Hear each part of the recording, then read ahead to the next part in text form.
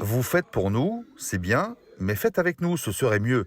Il s'agit maintenant de sauver nos entreprises. Tels auront été en substance les messages des membres du collectif des organisations professionnelles sous forme de cris d'alarme. Pendant 1h50, leurs membres se sont succédés au micro, mais en marge des attentes, des propositions ont également été formulées. Oui, parce que nous constatons qu'il y a des choses qui ne vont pas dans le secteur du bâtiment. Donc on a fait des propositions. Donc on pense qu'à travers les réunions qui vont se faire, on a eu quelques réponses. Mais j'espère ce que je souhaite, c'est qu'on puisse continuer avec les collectivités et les différents donneurs d'ordre, y compris les services de l'État, qu'on puisse instaurer un calendrier pour pouvoir discuter à nouveau et mettre en place les réponses auxquelles on nous a donné ce matin. Donc c'est ce qu'on attend. Oui, on vous a exposé qu'il y avait 500 millions d'euros sur la table pour réaliser des différents chantiers. Vos dossiers sont prêts en la matière? Ben, les dossiers, ce n'est pas nous qui les faisons. Nous sommes des exécutants, donc justement, c'est à travers ce comité de suivi que nous souhaiterions avoir une visibilité pour le début de l'année. Parce que, comme je l'ai dit, nos entreprises, nous ne savons pas, nous n'avons pas de visibilité à l'heure actuelle. Il y a un plan de relance de 500 millions, mais ce n'est pas 500 millions seuls, uniquement pour le BTP. Donc, j'aimerais savoir déjà les opérations qui doivent sortir pour qu'on puisse avoir plus de visibilité pour nos entreprises. Un secteur est à l'arrêt, et pas n'importe lequel, celui du tourisme, première industrie de Guadeloupe. Et même si le retour des touristes est annoncé pour les fêtes de fin d'année, de nouvelles craintes surviennent. Oui, nous avons des inquiétudes, forcément, puisque les touristes arrivent. Mais je voudrais quand même rassurer les clients, la population, c'est que nous sommes organisés et nous avons mis en place donc toutes les sécurités en termes sanitaires pour recevoir donc dans d'excellentes conditions nos clients, parce qu'il faut absolument que l'activité redémarre. Donc, clairement, depuis le mois de mars, nous sommes à l'arrêt, donc chiffre d'affaires zéro, et vous l'avez entendu.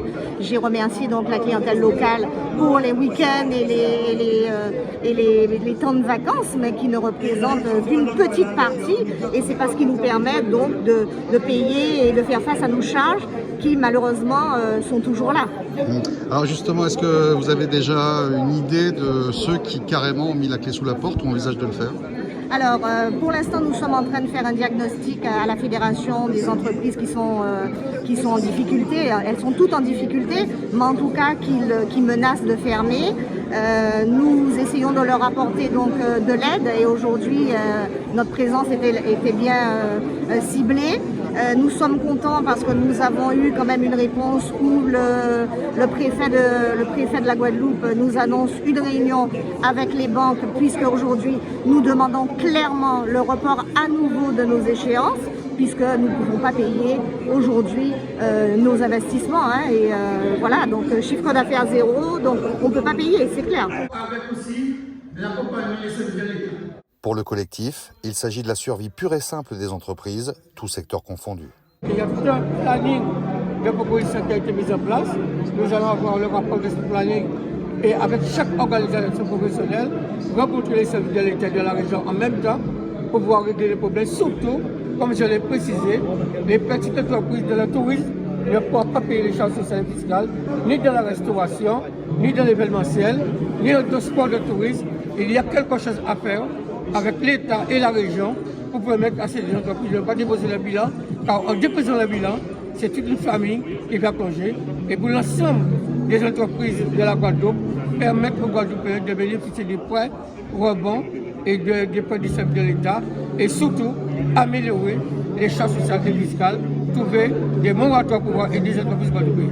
Mais le représentant de l'État a d'emblée indiqué qu'il n'était pas de son ressort d'annuler les dettes sociales et fiscales des entreprises sur l'année en cours, cela relevant du pouvoir législatif, rappelant que des moratoires étaient accordés, de droit, mais qu'il convenait de les demander. Le sujet des entreprises que l'on connaît, des difficultés importantes, notamment de la crise Covid, mais pas seulement, je crois que c'est systémique ici, c'est notamment le fait que ces entreprises n'arrivent pas à payer leurs charges sociales et leurs charges fiscales et qu'elles ont des dettes qui sont souvent très anciennes.